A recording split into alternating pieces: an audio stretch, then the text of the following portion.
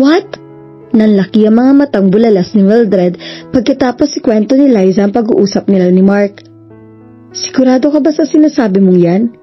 Alam kong matagal mo nang gusto si Mark, pero hindi ba pabigla-bigla yung desisyon mo? Nag-usap lang kayo, only for the second time. Gumuhit si Mildred ng panipi sa harap ng kanyang mukha. That didn't even last for 30 minutes, tapos ibabalita mo sa akin kayo na? Bakit hindi ka muna nag-isip? Nababaghang tuloy-tuloy na litanya ni Mildred.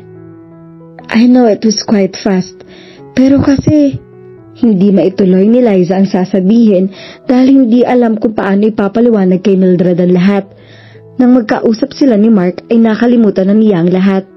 Ang tanging nagtutumuning sa isip niya ay pareho nilang gusto ang isa't isa, and she wanted to be with him in whatever way possible. Gusto mo siya, okay. Pero dapat, nag-isip ka muna. He'd been honest, brutally honest in telling you how he deals with the relationship. Meaning, he has no intention of deceiving you, but his action clearly tells you he will not be responsible whatever happens to you. Matalino ka kaya siguradong nakuha mo iyon. Ikaw ang talo sa huli kahit saang anggulo mo tingnan. Magkahalong pagkadismaya at pag-aalalang sabi ni Mildred. Naiintindihan ni Liza ang reaksyon ng kanyang kaibigan. Matalik na magkaibigan ang turingan nila ni Mildred sa isa't isa kahit sabihin pang halos isang taon pa lang silang magkaklase at magkakilala. Transferee si Mildred. Kalilipat lang nito sa St. Jude University sa taong iyon. Nagmula sa politikong angkan sa Bohol ang papa ni Mildred. Nang maitalagang undersecretary ang papa nito ay nagdesisyon ng mga magulang na sa Maynila na siya maninirahan. Nang maging seatmate sila ni Mildred doon, ay doon na rin nagsimula ang kanilang pagkakaibigan. Mabait si Mildred at magkasundo sila sa lahat ng bagay. Dahil may kalayuan ang bahay ng mga ito sa St. Jude, ay iminungkahin ni Liza na mag-board ito sa boarding house na tinutuluyan niya. Kaagad sumang-ayon si Mildred sa nakakahigit na dahilang gusto nitong maging independent. Dred, hindi ko lang basta gusto si Mark. I realized na mahal ko na pala siya. Kaya kahit alam kong katangahan ang ginawa ko pa rin. Please, intindihin mo na lang ako at suportahan. Ikaw lang ang kaibigan ko na maaaring umalalay sa akin. Hay, ano pa nga ba? Mukhang hindi ka naman papipigil. Kaya sige, susuportahan ta ka hanggang sa huling pakikipagsapalar mo sa sinisinta mo. Tila sumusukong sabi ni Mildred. Ngumiti si Liza at niyakap ang kaibigan. Thank you, Mildred. The best ka talagang best friend. Binola mo pa ako? Nakairap na sabi ni Mildred. Cool, Liza Marie Galvez. Kung alam ko lang na nagpapakaloka ka ng ganyan sa Mark na yun, sana hindi na kita sinakyan sa simula pa lang para hindi ka nagkakaganyan. Birong totoong paghihimutok ng kaibigan. Pero nandito na to. Huwag ka mag-alala. Magiging maayos ang lahat. Hindi ko pagsisisihan ang naging desisyon ko. May convicsyong sinabi ni Liza. Sana nga, Liza. Sana nga. Liza, bilisan mo na riyan. Mahuhuli na tayo. Nagkukuhumahog na inayos ni Liza ang sarili pagkarinig na tinatawag na siya ni Mildred. Andiyan na! Sandali lang! Kinuha niya ang bag at patakbong bumaba ng hagdan. Napuyat si Liza ng husto dahil halos madaling araw nang dalawin siya ng antok. Buong gabi kasi ay si Mark ang nasa isip niya. Para siyang nasa alapaap sa isiping magkasintahan na sila. Natabunan ng kaligayahan ng kanyang mga takot at alalahanin, pati na mga opinyon ni Mildred. Si Mark lang ang mahalaga at ang pagmamahal niya rito. Mukhang hindi tayo magkakasabay sa pasok ngayon at malakas ang kutob kong hindi rin tayo magkakasabay mamaya sa uwian. Bungad ni Mildred sa puno ng hagdan. Kumunot ang noo ni Liza. Bakit naman? May lakad ka ba mamaya? At paano hindi tayo magsasabay ngayon? Heto na nga't paalis na tayo, hindi ba? Huwag mong sabihin may pupuntahan ka pa at hindi ka makaka-attend sa first subject natin. Halika na nga. Lumabas na tayo nang makita mo kung bakit at hindi ka na makanghuhula pa. Ani Mildred at tinungo na ang pinto. Naguguluhang sumunod si Liza sa kaibigan. Marahil ay naiinip na yung sa kakahintay. Mahinang sabi ni Mildred habang binubuksan ang gate. Hingi na lang ako ng dispensa kay Mang Ruben. Sabi ni Liza na ang tinutukoy ang driver ng inaarkila nilang tricycle. Mula nang muntik ng mabastos malapit sa St. Jude si Liza, ay ipinasya ni Liza na umarkila na ng maghahatid sundo sa kanya. Mapagkakatiwalaan naman si Mang Ruben na dating barangay tanod sa lugar nila, kaya bukod sa kanila, may mga inihahatid pa si Mang Ruben ng mga empleyado pagkatapos silang ihatid. Hindi si Mang Ruben ang tinutukoy ko, kundi siya, sabi ni Mildred, saka ay ginuso ang tinutukoy. Nakita ni Liza si Mark na prenteng nakasandal sa punong nasa harap ng kanilang boarding house.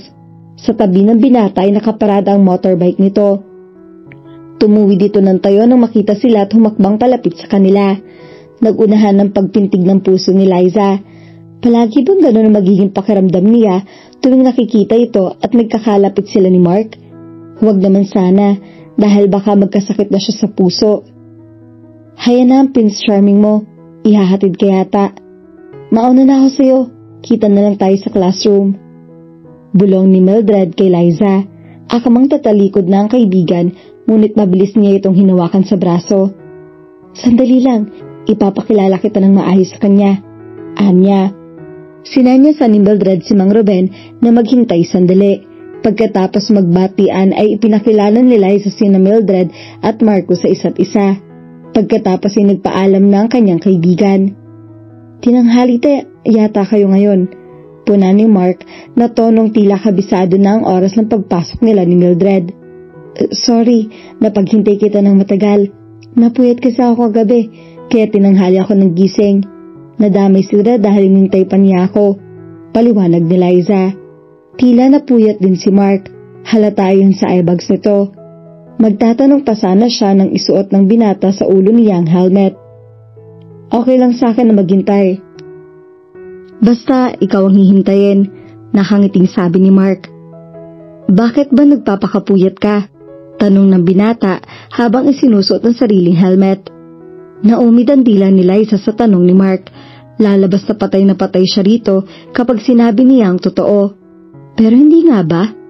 Pumayag nga siyang maging girlfriend nito sa kabila namang kondisyong ibinigay ng binata. Nag-review kasi ako para sa quiz namin mamaya.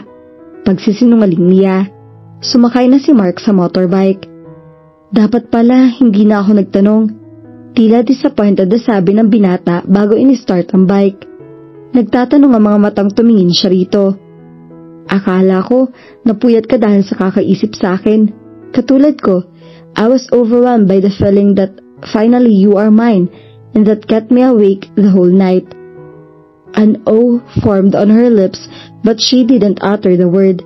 Nakalma na ng mga sistema ni Liza sa unang kabog ng dibdib na dulot ng pagsulpot nito. Ngayon, sumikdo na naman iyon. She felt giddy. Mark really knew how to make a girl feel special. Tara na, baka mahulin tayo. Yaya nito. Pagkalipas ng ilang minuto ay nasa loob na ng university sina Liza at Mark. Nagtitingin ng mga estudyanteng nadadaan nila. Marami sa mga babaeng estudyante ang nalukot ang mukha. Ang iba naman ay nagbubulungan. Tiyak na pinagbubulungan ng mga iyon kung sino na naman ang bagong girlfriend ni Mark at kung hanggang kailan sila tatagal. Humigpit ang pagkakayakap ni Liza sa baywang ng binata. Pasimula pa lang iyon ang atensyong makukuha niya dahil sigurado siyang kapag nagtanggal ng mga kanyang helmet, lalo magdadaragdagan ng mga anunsyo at mag-uusyoso at asari-saring komento ang maririnig sa bawat sulok ng university. Ganon kasikat ang isang Mark Ivan Imperial na lahat ng babaeng napapag-ugnay sa binata ay pinag-uusapan sa buong eskwelahan. Ipinarada ni Mark ang motorbike sa harap ng kanilang building. Bumaba si Liza at hinubad ang helmet pero hindi uli niya matanggal iyon. Tinulungan siya ni Mark. Pasensya ka na. Pagtatanggal lang ng helmet hindi ko pa magawa. Nahihiyang sabi niya. He chuckled. Sinuklay ni Mark ng mga daliri ang buhok ni Liza na nagulo dahil sa helmet. Wala yun. I enjoyed doing it for you. Inayos ang binata na ginagamit niya sa likod ang bike. Saka muling humarap sa kanya. Ihahatid ka kita mamayang uwian. Hintayin mo ako ha. Nakangiting sabi ni Mark sabay pisil sa kanyang baba. Muling sumakay ang binata sa bike at naghanda ng umalis. Mark, nahinto ang binata sa tangkang pag-alis at tumingin sa kanya. Gusto ko lang sabihin na mag-iingat ka, sabi ni Liza. Ngumiti ito. At saka napuyat ako kagabi dahil buong gabi ka ang iniisip ko. Iyon ang totoo. Kinakabahang dugtong niya. Lumuwang ang pagkahangiti ni Mark. Nag-iinit ang mukhang gumanti ng ngiti si Liza. I'll see you later, babe. Wika ng binata, saka sumaludo bago tuluyang umalis. Inihatid ni Liza ng tanaw ang kasintahan hanggang sa mawala ito sa kanyang paningin. Masayang naglakad siya patungo sa kanilang classroom. Hindi alintanan ng mga tinging ipinupukol sa kanya. Nang uuyam, naiinggit, naiinis, nagseselos, nanghuhusga, naaawa, disappointed at hindi pagkakapaniwala na may kasama ang pangpag-iling. Ganun ang uri ng mga tingin na nakukuha niya mula sa mga estudyanteng nakakitang inihatid siya ni Mark. Inaasahan na niya mga iyon dahil si Mark ang kanyang boyfriend.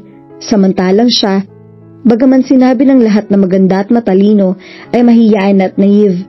Ang tipong hindi inakala ng sino man na papatulan ni Mark at hindi rin papatol sa binata dahil sa reputasyon. Iyon din ang akala ni Liza sa sarili noong hindi pa nakikilala si Mark. Noong pulos chismis at kwento lang tungkol sa binata ang kanyang naririnig. Once she heard his status quo regarding his relationship, she felt disgusted. Kahit bali-balita ang mga babae mismo lumalapit kay Mark ay nagpapakita ng motibo. Fate played on her and suddenly she was in the shoes of those women. Itinanggi ni Liza ang binata mula noong araw na iyon na iniligtas siya mula sa mga nagtangkang mabastos sa kanya. Ang akala ni Liza ay isang simpleng crush lang ang nararamdaman niya para sa binata.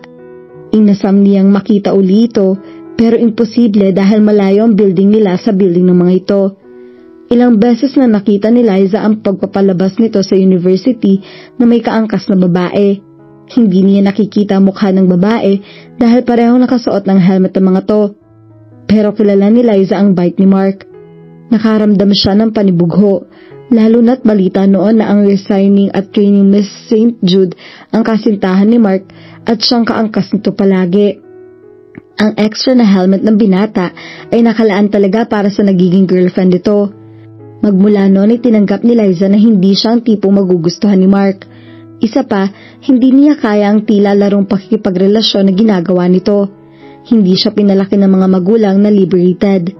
Subalit sadyang makapangyarihan ng puso ng tao. Namalaya na lamang ni Liza na lihim siya nagpapadala ng mga regalo kay Mark, dahilan para kausapin siya ng binata. At ngayon nga'y kasintahan na niya si Mark sa isang relasyong hindi aaprubahan ng kanyang mga magulang. Pinalaki si Liza ng mga magulang na mataas ang pagpapahalaga sa prinsipyo at moral values. Marami nagsasabi na makaluma ang paniniwala at pamamaraan ng kanyang mga magulang sa pagpapalaki sa kanya dahil na rin sa hindi nakakasabay ang mga ito sa patuloy na pagbabago ng panahon at takbo ng isip ng mga tao. Marahil ganun talaga dahil parehong prinsipal sa mataas na paaralan sa Bulacan ang mga magulang ni Liza. Wala naman siyang reklamo roon dahil alam niyang kabutihan niya ang inuuna ng kanyang mga magulang. Lumaki siyang masunurin at walang inililihim sa mga ito. Ngayon lang siya naglihim. Buo na ang loob ni Liza na huwag ipaalam sa mga magulang ang pakikipagrelasyon niya kay Mark. Nangako siya sa mga magulang na hindi muna siya magnonobyo hanggat hindi pa tapos ng pag-aaral. Kaya naman pinagtiwalaan at pinayagan siya sa Manila mag-aral at umupa ng boarding house. Pangako at pagtitiwalang sinira niya sa ngalan ng pag-ibig.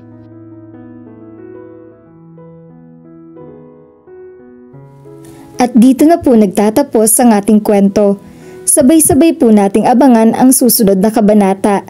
Maraming salamat po. God bless and stay safe.